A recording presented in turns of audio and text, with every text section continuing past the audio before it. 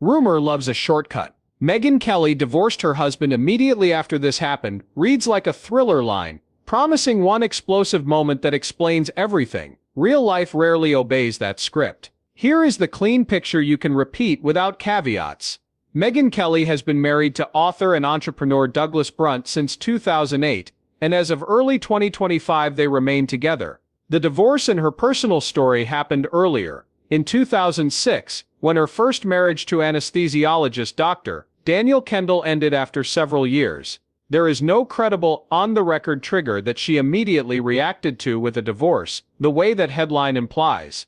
There is a timeline, and when you trace it patiently, the drama flattens into choices, growth, and a life rebuilt on clearer terms. That earlier marriage began in 2001, the same season she was grinding through the final stretch of her legal career and testing the edges of a new ambition. Kelly studied at Syracuse, earned her JD from Albany Law School, and practiced at Bickel and Brewer, and then Jones Day, where long hours and high-stakes litigation trained habits that later defined her on-air, meticulous preparation, compressed questioning, and a tolerance for pressure most people avoid. In parallel, a different thread was pulling: a curiosity about broadcasting and a desire to move from briefs to beat reporting, then to the anchor chair. The turn from law to news was not an impulsive escape, it was a measured pivot, but measured pivots can still pull on a marriage. By 2004, she had joined Fox News, and was accelerating, working unforgiving shifts, hopping between assignments, learning live television at a pace that favors relentless schedules over ordinary evenings.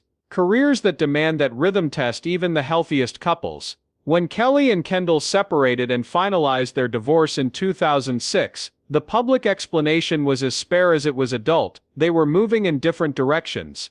That may disappoint an internet hungry for a single detonator, but while gossip hunts for betrayal, the record reads like a more familiar human calculus: mismatch, effort, fatigue, and a decision to end a union that wasn't built for the map ahead. 2 years later, she married Doug Brunt, then a technology executive who would become a novelist. Together they built the family most viewers know today. The simple fact of that long marriage under public heat is the counterpoint to the immediately after this happened trope. The trope tries to graft later headlines: her 2015 debate crossfire, her 2016 harassment disclosures, the 2018 NBC controversy, onto a divorce that predated those events by years.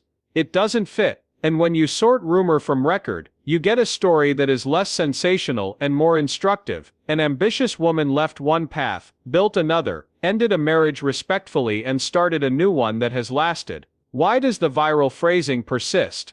Because it flatters our appetite for simple cause and effect. This happened, then everything changed, is a tidy arc you can sell in 8 words and a thumbnail. But lives unfold in accumulation: hundreds of conversations, missed dinners, hard commutes, effort, compromise, and finally a line that 2 people draw together or apart. That is true in your house, it is true in hers. And telling it that way returns dignity to everyone involved, including an ex-spouse who has his own life to live without being recast as a plot device. Here is how we will tell this story so it earns your trust and attention. We'll walk the real timeline from law to newsroom, from the 2001 wedding to the 2006 divorce, from a blind date to a 2008 marriage that grew into a quietly sturdy partnership. We'll map the career arcs that ran alongside those choices, the controversies that arrived later, and the ways private resolve shaped public work. We'll keep the tone clear and the sourcing clean, and we'll use contrast as it deserves to be used, not to inflate rumor, but to show what actually changed, when, and why it matters. If you came for a detonator, you may feel underwhelmed. If you came for a true story told straight, you'll leave with something better. A picture that holds. And once a picture holds, you can stop refreshing rumors and start understanding the person at the center of them: how she built, what she left, what she kept, and why the word immediately belongs to headlines, not to the lived record of her life. In the next section, we'll rewind to the law years, the first marriage inside that grind, and the measured human reasons the split happened without a tabloid twist. Bring questions, and bring your skepticism too. Rewind to the law years, and you'll see why the neat viral line falls apart under daylight. Megyn Kelly wasn't building a television career yet. She was building a case file. Syracuse for undergrad, Albany law for the J.D., clerkships, then civil litigation at Bickle and Brewer, and later Jones Day. The hours were honest and unforgiving, depositions that ran long red lines at midnight, travel that didn't ask permission from weekends. In 2001 she married anesthesiologist Dr. Daniel Kendall. 2 demanding careers, 1 apartment, calendars that rarely agreed, the ingredients millions of young couples try to turn into an ordinary life. They gave it the usual mix of intention and improvisation. Friends, dinners when possible, trade-offs when not. The law had a way of deciding the week for her. Medicine did the same for him. None of that is scandalous. It's simply the math of 2 callings that peak at odd hours. Inside that cadence, she started to feel a pull she couldn't ignore. Courtrooms sharpened her thinking, but they weren't a microphone. She wanted to ask questions outside of affidavits, to translate complexity for a broad audience, to move from closing arguments to live conversation. The pivot began quietly. She tried on-camera work at WJLA in Washington, learning field reporting piece by piece, cold mornings at crime scenes, tight stand-ups, producers in her ear, the invisible metronome of live shots. Paychecks shrank, adrenaline grew, and a new craft took hold. By 2004 she jumped to Fox News, a move that multiplied both opportunity and pressure. Rotating shifts replaced routines. Holidays were provisional. The muscle that litigation had built, prep, precision, stamina, became survival gear for a newsroom, where minutes matter. The first marriage did not survive that turning of the gears. In 2006, after several years together, Kelly and Kendall finalized a divorce. Publicly, the tone on both sides was restrained and adult. Different paths, different priorities, a recognition that effort hadn't bridged the gap. That is the record. Over the years, sensational retellings tried to retrofit the split to later controversies in her life, or to assign a single lurid cause. Her ex publicly pushed back on those inventions, and there has been no credible, on the record this happened, trigger that explains the end of the marriage in one dramatic beat. It ended because the fit didn't hold. Here's the part rumor always edits out: the quiet, untheatrical season that follows a divorce. She kept working, friends steadied the room. Perspective grows fast when you've signed papers that close a chapter you once assumed would last. Then came a blind date with Douglas Brunt, a tech executive who would soon pivot to writing novels. They met when she was single. They married in 2008. The timing matters because it defeats the tabloid shortcut. There's no overlap timeline to inflate, no leap from headlines to home, just a patient rebuild, and a new partnership that has endured under brighter lights than most couples will ever face. So where does immediately after this happened come from? It's a phrase built to sell attention, not to reflect chronology. People graft later flashpoints onto a 2006 divorce, her 2015 GOP debate confrontation, her 2016 reporting on workplace harassment, the NBC morning show turbulence in 2018, and pretend causation. The years don't line up. The arc that does line up is more instructive. Law to local news, local to national, first marriage to respectful exit, then a second marriage that is held through parenthood and pressure. It's not a thriller twist, it's adulthood. If you're looking for friction, it exists where real lives always carry it. Ambition rubbing against schedules, fatigue rubbing against patience, 2 people discovering that good intentions can't always manufacture a shared future. That story is common and human. The lesson worth keeping isn't that a single detonator blew up a marriage, but that she made a careful, difficult decision early, then built a life that fit better, professionally and personally, without turning either man into a plot device. In the next section, we'll follow the years after 2006, the blind date to wedding, the early Fox run, the birth of her children, and the sequence of challenges that tested her public poise. We'll keep contrast honest, the loud chapter everyone remembers, and the quiet architecture that made it survivable. After 2006, the next chapter began quietly, as the best ones often do. Friends set up a blind date. She met Douglas Brunt, a tech executive with a writer's ear, and the conversation clicked. They dated without a press release, choosing the boring courage of showing up on time, over the drama of public performance. In March 2008, they married, the tone people now recognize in her interviews. Steadiness without stiffness, has roots here, 2 people matching pace, building routines that could withstand a news cycle, and deciding that privacy is not secrecy, it's respect. The partnership would prove sturdy through louder seasons ahead. Professionally, the gears were already turning. At Fox News, she had climbed from Washington correspondent to anchor of America's Newsroom, then solo anchor of America Live. Litigation training translated into live TV muscle: outline ruthlessly, ask sharp, short questions, and listen hard enough to pivot without losing the thread. Viewers responded to the mix: assertive, prepared, quick to press but slower to preen. She was not yet the face of a primetime hour, but the runway was visible, and the newsroom knew it. The work demanded consistency. The marriage provided ballast, enough normalcy to recover between relentless stretches of breaking news. Family arrived alongside the workload. She and Brunt welcomed 3 children over the next several years, and the calendar of a national anchor learned to accommodate the calendar of a nursery. Anyone who has juggled deadlines and daycare recognizes the choreography: segment prep during naps, scripts printed next to bottles, flights planned around bedtime and school plays. They have spoken about those years with gratitude and humility, crediting help at home and managers willing to judge on output rather than FaceTime. The point was never perfect balance. It was the more realistic rhythm of seasons, some weeks heavy on work, others anchored at home. The runway became primetime in 2013 when The Kelly File launched and quickly found an audience. The show's pace suited her: tight formats, high-stakes interviews, and editorial choices that put clarity ahead of applause lines.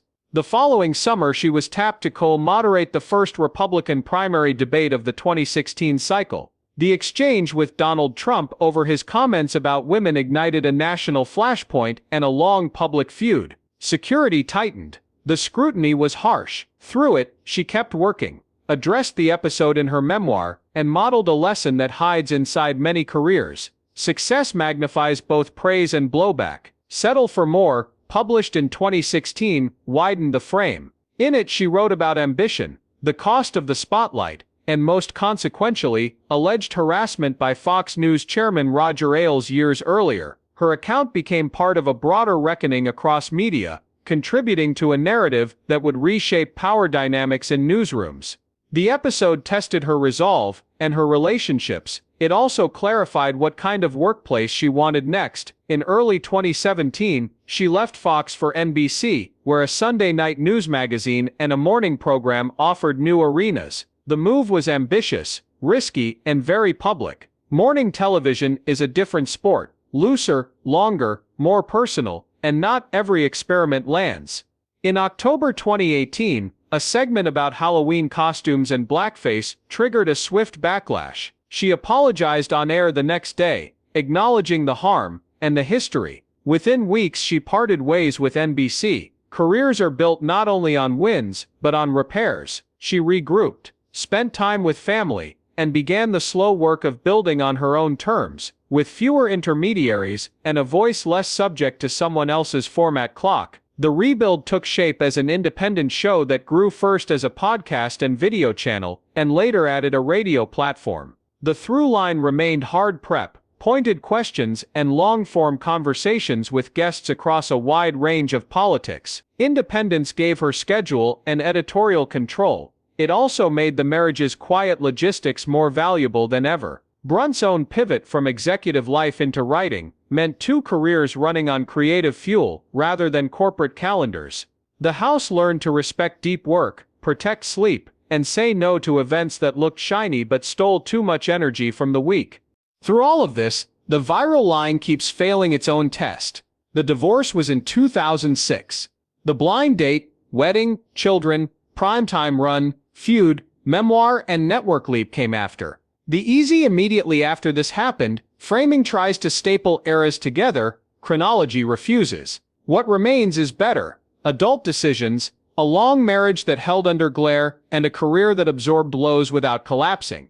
Next, we'll trace the NBC fallout to the independent rebuild, and why agency, not a single trigger, drives her life now. The NBC chapter closed with a thud and a lesson, not a tabloid twist. After the October 2018 segment about Halloween costumes and blackface, she apologized on air, plainly, without hedge, and then stepped back while the network and audience reacted. Within weeks she and NBC parted ways. Settlements and statements filled the trades. The internet rushed to write an epitaph, but what happened next was not disappearance. It was design.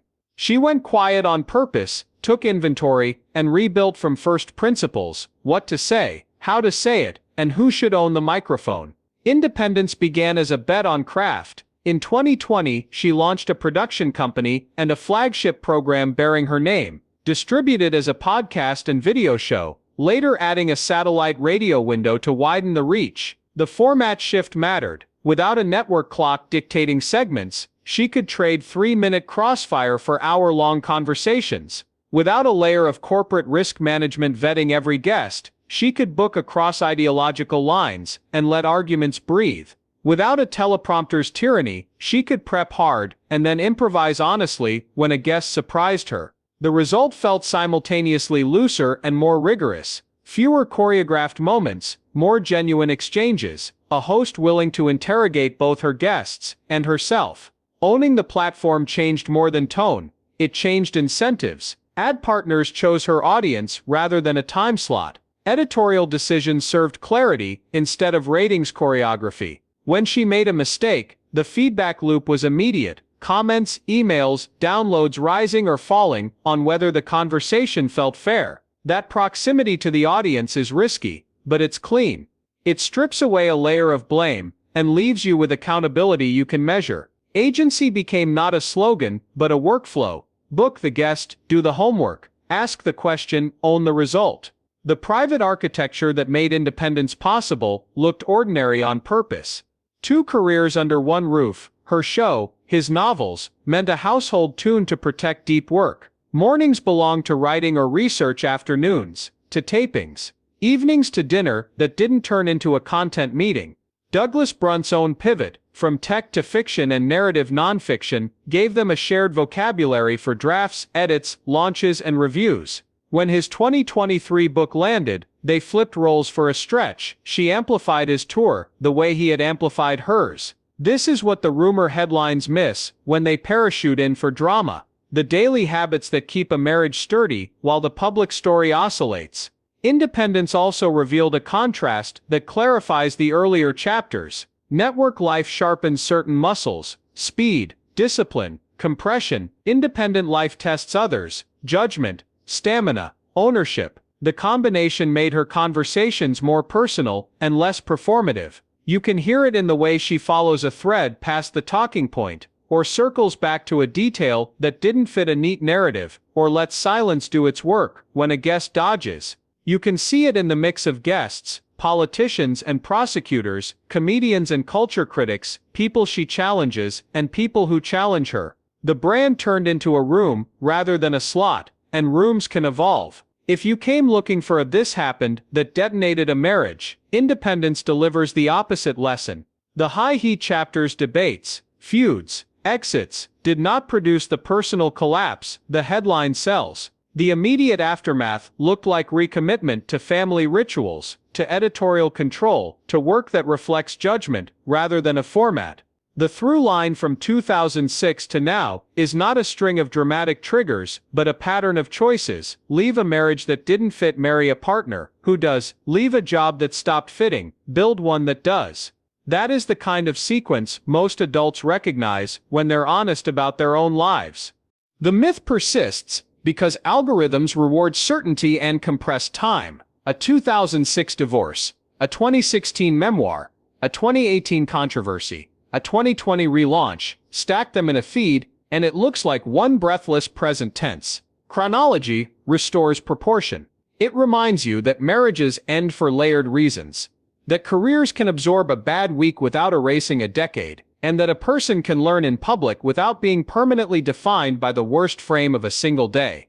Agency, not aftermath, is the engine here. Today, the independent platform functions as both studio and shield. It lets her correct the record without scheduling a booking on someone else's set. It lets her test ideas without begging for a segment. It lets her build a team that reflects her standards, and it lets the audience decide, episode by episode, whether those standards hold. That is the opposite of the rumor economy's premise. Instead of immediately after this happened, The story is repeatedly deliberately, this is what she chose. In the next section, we'll tighten the lens on the rumor itself, why immediately after this happened keeps getting stapled to her name, how to fact-check it in 30 seconds, and what the real dated timeline looks like when you lay it out in plain language you can share without turning a person's life into a cliffhanger. The immediately after this happened line survives because it does three things at once. It flatters our craving for simple cause and effect, it collapses years into minutes, and it leaves the crucial noun vague. Her husband can mean the first or the second, which lets rumor reach backward to 2006 and forward to today with the same sentence. This happened can be swapped out at will, a debate dust-up, a harassment disclosure, a network exit, and every version feels plausible when the dates are cropped. The result is a story that sounds conclusive but changes shape depending on the agenda of the account telling it. Add the platform bonus for outrage, and you have a headline that keeps getting recycled no matter how many times the record refutes it. The fix is not cynicism, it is chronology. Here is how the sausage usually gets made. A creator grabs a clip or a photo from a different moment, writes a present tense caption, and drops in an ominous after this happened hook. The timestamp in the screenshot is cropped. The source link points to another recap instead of an original report. Anonymous insiders appear without names or organizations. Role of a later controversy is cut over narration about the earlier divorce, tricking your brain into seeing sequence where there is none. Each step is small. The stack produces certainty without evidence. If you pause long enough to ask for dates, quotes and documents, the scaffolding wobbles. Do a 30-second check and watch the mystery evaporate. First, fix the marital timeline. She married Dr. Daniel Kendall in 2001. They divorced in 2006. She married Douglas Brunt in 2008. They remain married as of early 2025. Next, fix the career timeline around the rumors this happened. Stand-ins. The GOP debate clash was August 2015. Her Ailes allegations were published in 2016. The NBC controversies and exit were in October and November 2018. The independent relaunch began in 2020, and has grown since, later adding a satellite radio window. Now ask whether any of those later events could be the cause of a 2006 divorce. The answer is obvious once the dates are on the table. Lay the sequence out plainly and it holds. In 2001 she marries Kendall while practicing law. In the early 2000s she pivots into local TV, then joins Fox News in 2004. In 2006, the first marriage ends. In 2008 she marries Brunt. From 2010 to 2013, she advances to America's Newsroom and America Live, then launches The Kelly File in 2013. In August 2015, the GOP debate confrontation raises her profile, and the temperature around it. In 2016, she publishes Settle for More and details alleged harassment by Roger Ailes. In 2017, she leaves Fox for NBC. In October 2018, she apologizes on air for comments about blackface and exits NBC within weeks. In 2020 she launches an independent show, expands it across podcast, video and later a satellite radio slot, and continues to build an audience into 2024 and 2025. Marital status across all those years, married to Brunt. Once you see the dates, you can help stop the echo instead of feeding it. When someone shares the claim, ask for a source with a name, a date, and a link. If none appears, offer the real timeline in one paragraph and move on. If a claim points to a split, look for documents or statements that reflect it. A court filing, a joint note, a network announcement that cites family reasons. Absent those, assume stability. If a post implies the current marriage is over, check her own channels, his and a major outlet that confirms with a representative on the record. And remember that the most common tell in this genre is the slippery present tense. If a story can't bear a timestamp, it isn't a story yet. Curiosity is healthy, verification is kinder. All of this sounds basic, but there is something humane about restoring sequence to a life lived under glare. It lowers the temperature, gives dignity back to people who are not plot devices, and lets you see what actually changed Megyn Kelly's trajectory. Choices, not a shock. She left a marriage that wasn't working in 2006, married a partner who fits in 2008, built a demanding career, endured public storms, and then bet on herself by owning the room where she asks the questions. That is the real through line. In the final section, we'll pull those threads tight and leave you with a story you can tell without caveats, plus a checklist for keeping your rumor filter strong. The next time a headline tries to sell you a cliffhanger in 8 words and a cropped timestamp. So here's the version of this story that holds up when the feed churns. Megyn Kelly divorced her first husband, Dr. Daniel Kendall, in 2006. She married Douglas Brunt in 2008. As of early 2025, they remain married. Everything else in the viral claim depends on a cropped date and a vague "this happened" that gets swapped out to fit the poster's agenda. The better story is slower, therefore stronger. A lawyer turned broadcaster charted her life, ended a marriage respectfully, built another that has lasted, and learned to steer her career with more agency than any headline can grant or take away. Rumor thrives on speed. Truth travels with luggage. Pack light but not empty. If you want a simple way to keep your footing the next time a she divorced immediately after this happened, headline hits your screen, run the following quick checks before you share, comment, or worry. The goal isn't to be cynical, it's to be precise, which is its own form of kindness in public life. Name the spouse. Is the headline about the first marriage or the second? If it can't say which, pause, find the date. Put the alleged trigger on a calendar. Debate in 2015, harassment disclosures in 2016, NBC controversy in 2018, independent relaunch in 2020. Now compare them to the 2006 divorce. Look for an on-record source. A statement from her, from him, or from a representative beats anonymous insiders. Demand a link to the first report, not a recap of a recap. Check whether outlets that disagree on politics agree on the basic fact. Bipartisan convergence is a strong signal. Read verbs. Is announced and filed are stronger than reportedly. Sources say, or is said to be. Watch the crop. If the timestamp on a screenshot is missing, assume the post is hiding its age. Distinguish correlation from cause. Sequence alone doesn't prove one event made another happen. Confirm status in the present tense by checking her channels and major outlets. If it's real, the reporting will be plain and consistent. When in doubt, wait a day. Truth ages well. Rumor spoils fast. Apply those steps to this specific claim, and it falls apart quickly. The only divorce in her biography took place in 2006, years before the controversies that get stapled to the place.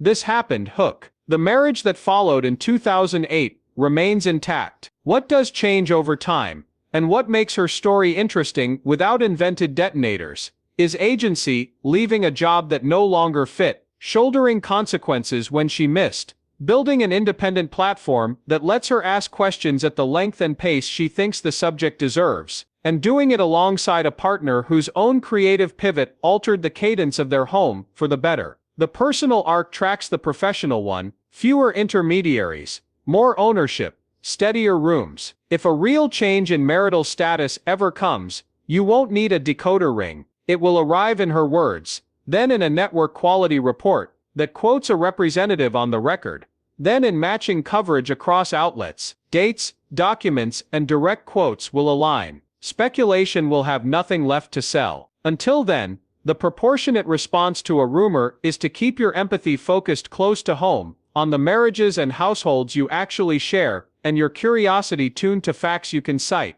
There's also a useful takeaway here that travels far beyond one name in a headline. Lives rarely pivot on a single shock.